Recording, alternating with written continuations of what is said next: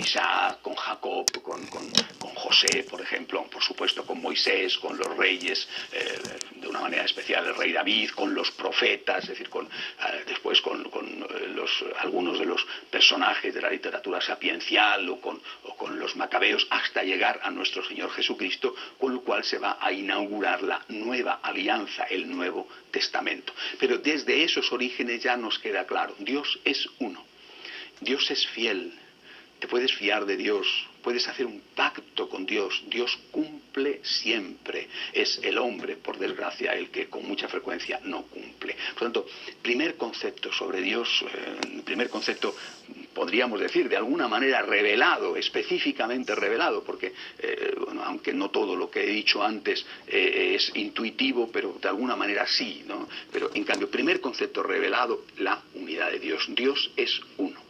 Y antes de pasar a la otra parte, y quién la revela, que va a ser Jesucristo, algunas consecuencias sobre la unidad de Dios, porque tiene unas consecuencias morales, unas consecuencias para nuestra vida que son muy importantes y que hay que destacar.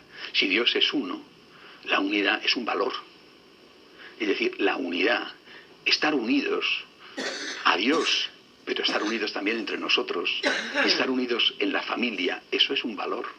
Eso es algo que merece la pena cuidar y cultivar. O sea, si nosotros, y como enseña la Biblia, estamos hechos a imagen y semejanza de Dios, y ya les he dicho a ustedes que eso significa que de ahí, de esa imagen y semejanza, tenemos y extraemos lo que entendemos como derechos humanos, la dignidad especial del hombre. Si nosotros que estamos hechos a imagen y semejanza de Dios, entonces nosotros tenemos que invitar a Dios, que es uno.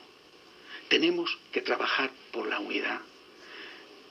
Hacer un esfuerzo y un sacrificio por la unidad va a ser siempre algo necesario, obligatorio, positivo, bueno para el ser humano. Nosotros, si no trabajamos por la unidad, entonces estamos a merced de la división, y la división es la obra del demonio.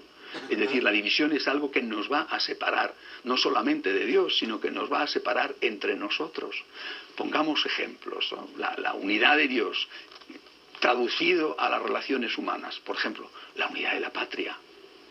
Cuando tantas veces que estamos viendo cómo en determinados sitios eso se quiere romper. La unidad de la raza humana. No existen divisiones marcadas por la raza. Todos somos iguales ante Dios, blancos, negros, amarillos, pobres, ricos, hombres, mujeres, niños, ancianos, sanos, enfermos.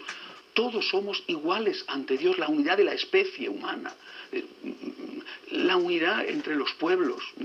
Bueno, pues está bien que tú seas patriota de tus colores, de tu bandera, de tu país, sí, pero no en contra del otro, no convirtiéndote o deseando convertirte en un predador que mediante un colonialismo económico o mediante un colonialismo militar entra en la casa del otro para quedarse con algo que es suyo.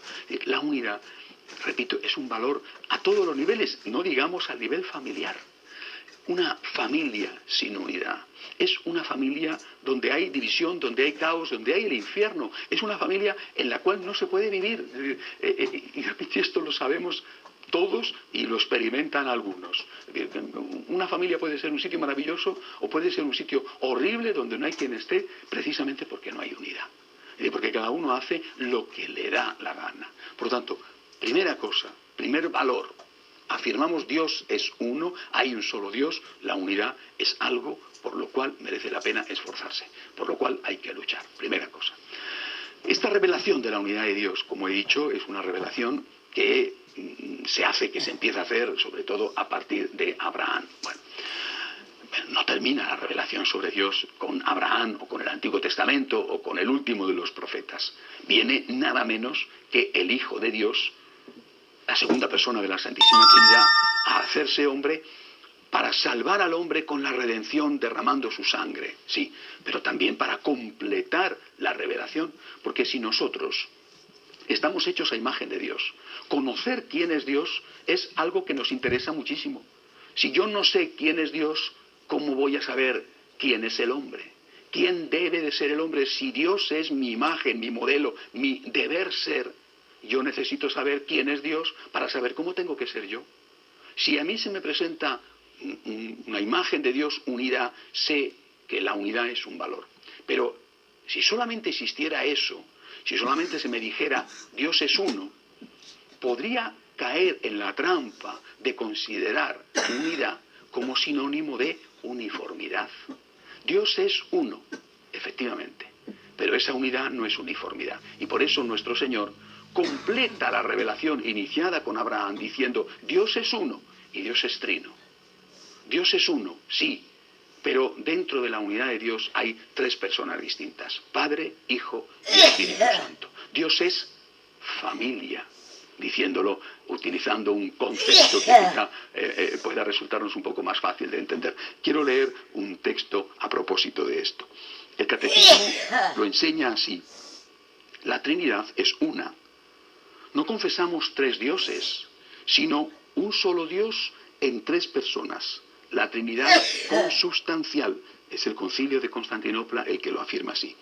Las personas divinas no se reparten la única divinidad, sino que cada una de ellas es enteramente Dios. El